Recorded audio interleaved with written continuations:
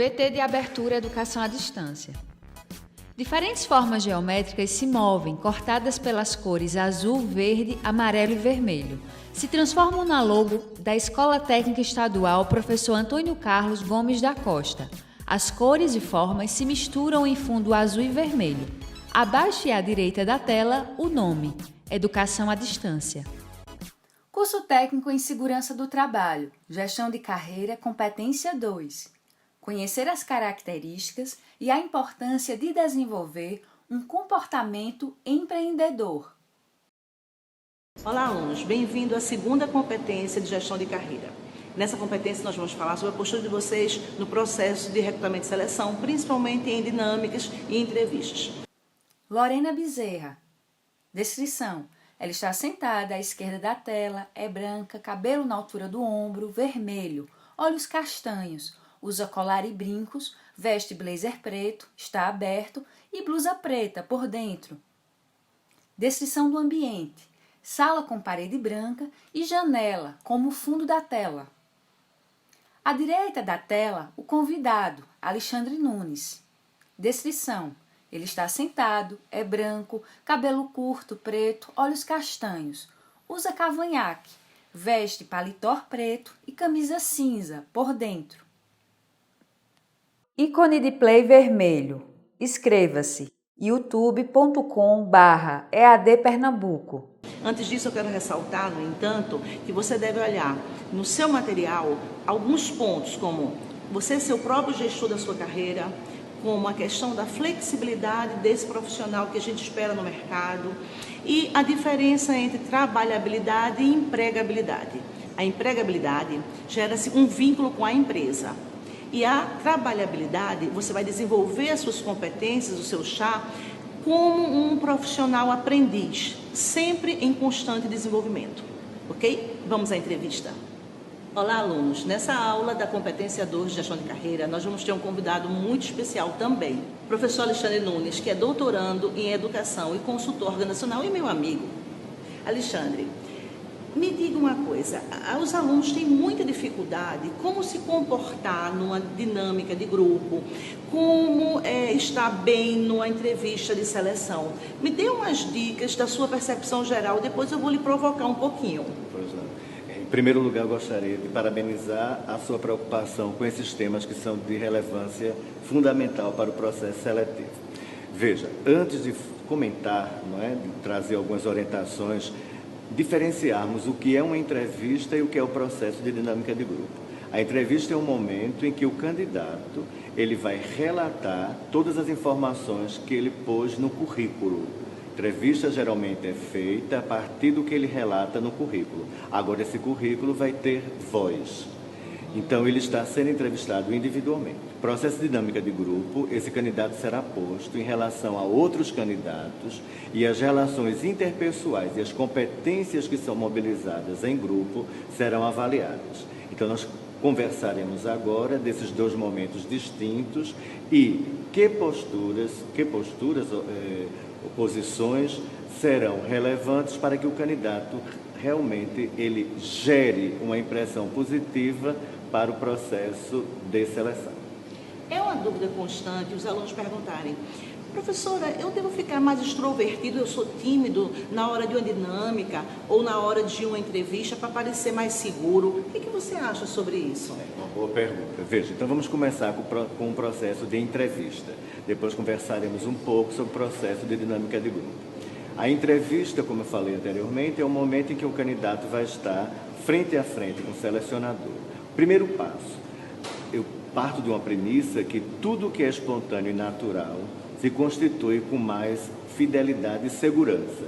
Então é importante que você não faça um tipo, não crie um tipo e se foque nas informações fidedignas que você venha agora a falar, comentar, uma vez que você pôs no currículo. Então, o que eu diria?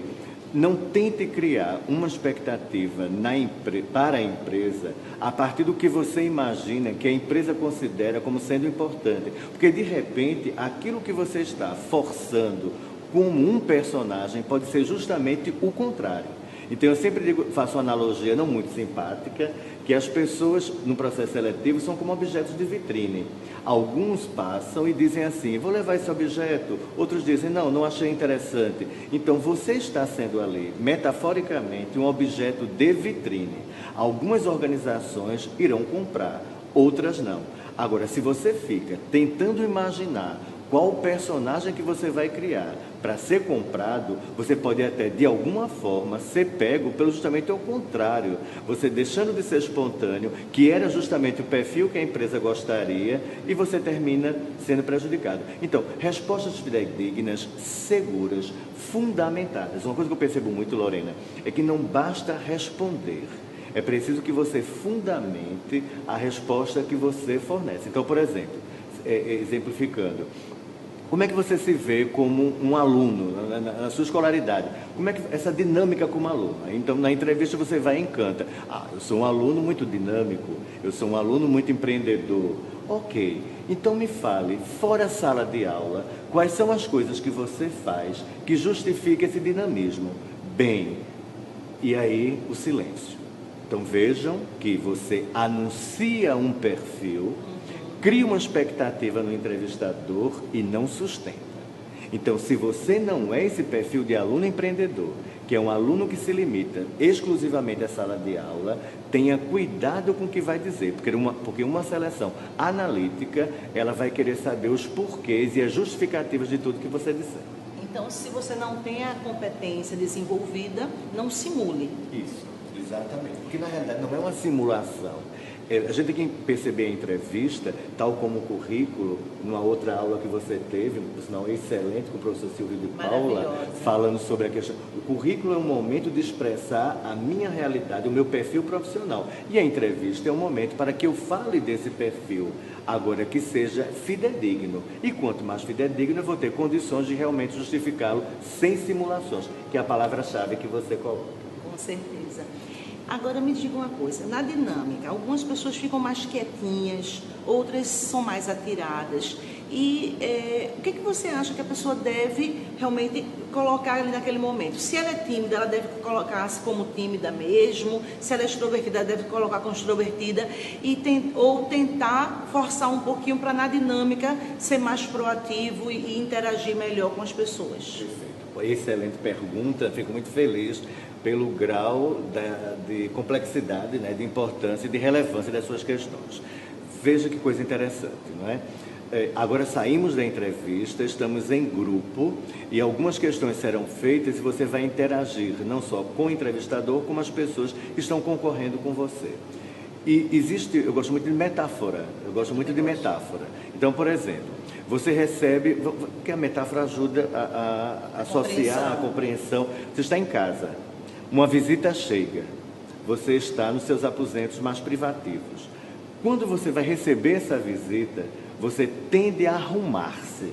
Então eu diria o seguinte, entre uma simulação que se distancia de mim e uma arrumação que fala melhor de mim, você pode pensar nessa perspectiva. Então, por exemplo, se eu sou uma pessoa que tenho dificuldade de expressão, eu não vou me colocar numa posição que eu tenha que dar um discurso ali, porque aí eu não vou segurar, eu não vou terminar bem. Eu vou anunciar essa pretensa necessidade de falar muito, eu não vou dar conta disso. Agora, entre um discurso e a omissão da fala, você tem que verificar o que é que você pode fazer, no melhor que você pode fazer, e tem que se posicionar de forma segura. E Lorena, é só uma diferenciação, como a minha formação é em psicologia, mostra a diferença do tímido e do reservado. O tímido, ele tem vontade, tem desejo, mas ele não consegue. O reservado, ele flui da forma dele, ele fala, se expressa, sem uma necessidade de não fazer um papel que não corresponde à realidade. Muito bom, Alexandre, muito obrigada. Está sendo esclarecedor, eu acho que por demais, e os alunos devem estar adorando também, como eu. Eu queria saber agora sobre aquelas perguntas capciosas. Chega na entrevista, está lá o candidato, fale sobre si mesmo. Muita gente trava. O que a gente deve fazer nesse momento? Ótimo. Veja, interessante que a gente tem que pensar. Estamos fazendo entrevista de emprego para emprego corporativa. Não é psicoterapia e não é conversa de mesa de bar. Então, alguns aspectos, eles não precisam ser postos.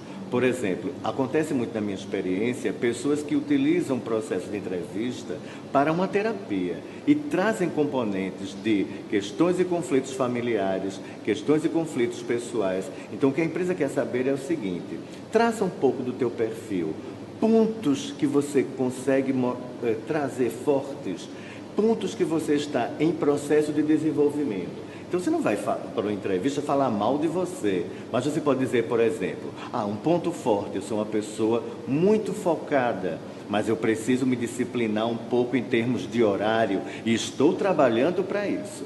Porque se a empresa pergunta, ela quer ouvir. Se você se omite de colocar um ponto a melhorar, então não pense, mesmo que a empresa utilize na entrevista pontos fracos, pense nesses pontos fracos como pontos a melhorar. Então, se você diz, vou simular uma resposta agora que não é bem-vinda. Pontos fortes, eu sou honesto, sou trabalhador e sou obstinado por resultados. Pontos fracos, não tenho. Ou sou perfeccionista. Ou então né? sou perfeccionista, Nossa, sou exigente. todo mundo é exigente, todo mundo é perfeccionista. Exatamente. Então, você pode, até na resposta, deixar bem claro. Eu diria até que esse ponto fraco seria um ponto a desenvolver. Estou trabalhando em relação a isso. Isso vai gerar uma segurança muito grande para a empresa. Isso vai mostrar que você tem uma consciência crítica de si mesmo, não se acomoda com os pontos que precisam ser melhorados e está em movimento de trabalho. E se conhece, né? A gente falou tanto sobre o autoconhecimento durante a disciplina e é um ponto realmente para a gente focar. Se eu não me conheço, eu não me percebo, como é que eu vou me trabalhar? Exatamente. Tem uma outra pergunta que eu acho interessante que as pessoas param um pouquinho diante dela. Faça uma avaliação do seu perfil profissional no último emprego, no emprego atual. E aí a pessoa fala e depois você pergunta assim, me dê uma nota. Como é que você se sai de uma dessa, Alexandre? Perfeito. Eu vou usar e vou responder em termos de orientação, logicamente salvaguardando os contextos, e vou usar a matemática, né? Então, vou pedir emprestado da ciência matemática uma forma. Veja, eu trabalho muito com a questão dos extremos. Extremos para o inferior, extremos para o extremo superior. Então, eu sempre digo, Lorena, que entre um extremo inferior e um extremo superior tem um leque de possibilidades. Você se atribuir notas muito baixas, você está dizendo para a empresa, não me contrate. Você se atribuir notas no extremo da excelência, você está dizendo, eu não tenho mais o que aprender, eu sou perfeito. Então, calcula aí um 8, um 9, um 9,5. Agora, sempre é interessante você dizer, por exemplo, simulando mais uma vez, eu me dou um 8,5, um 9, mas em processo de busca de um 10. Ok, boa dica. Para a gente fechando essa entrevista que está tão gostosa, como é que as pessoas podem fazer, enquanto candidatos, para controlar um pouco a ansiedade, o nervosismo? Porque tem gente que tem as competências desenvolvidas para aquele cargo e chega na hora e não consegue realmente mostrar isso durante o processo de seleção, seja na entrevista, seja na dinâmica. Como controlar um pouco a ansiedade e o nervosismo? Perfeito. É muito relevante. Existe uma questão que nós percebemos, que é a questão do amadorismo. Se eu estou no universo corporativo, o universo corporativo exige performance. Se eu tenho dificuldade, por exemplo, de expressão, é importante que você faça realmente um treino, que você simule para você mesmo as possíveis perguntas que serão feitas, que você responda, que você peça, solicite alguém da sua família que faça um enquadre, porque existe uma lógica na política americana, nas corporações americanas, que o lema é treinar, treinar e treinar. Cuidado com o improviso, prepare-se. Não é? Então, eu sempre digo assim, você não deve ir com um script fechado, não é uma peça que você vai ter que fazer, mas você precisa se preparar para algumas questões e não ser pego de surpresa. Então, por exemplo, tem algumas pessoas muito ansiosas, então procure evitar falar mais rápido. Vá se controlando e fazendo justamente o contraponto.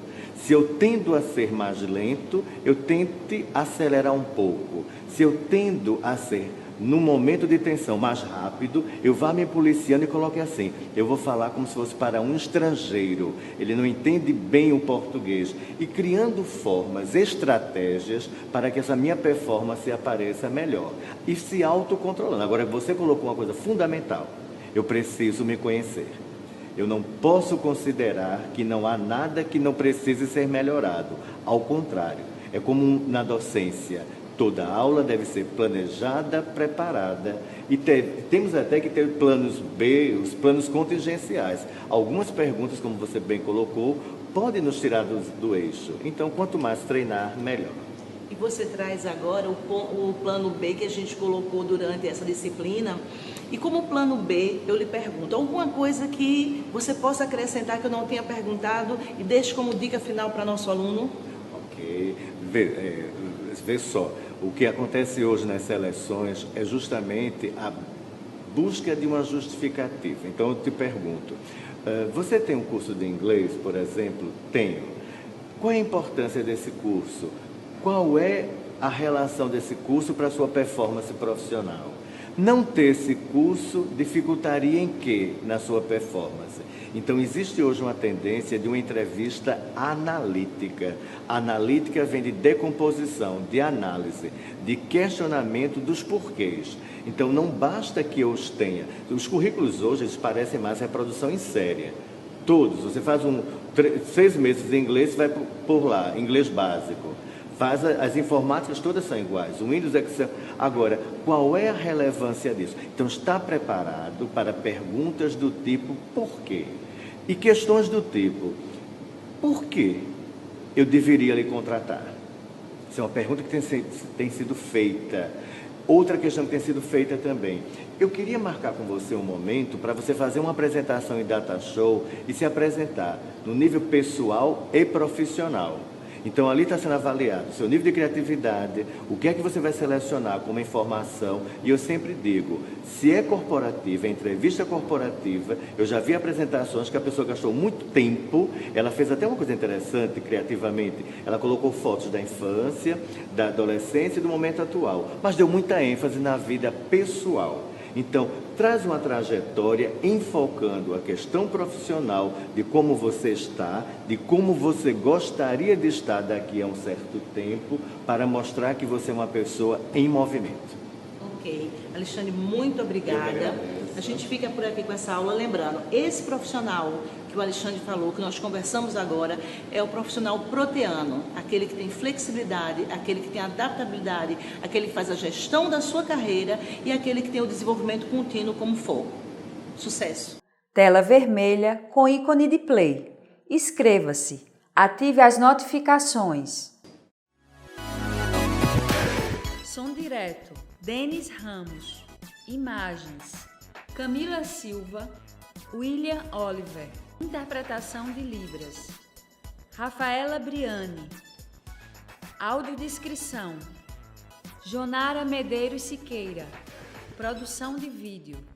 Joana Rodrigues. Ilustração. Isabela Oliveira. Edição. Guilherme Cabral. Danilo Albuquerque. Professor autor. Lorena Bezerra. Design educacional.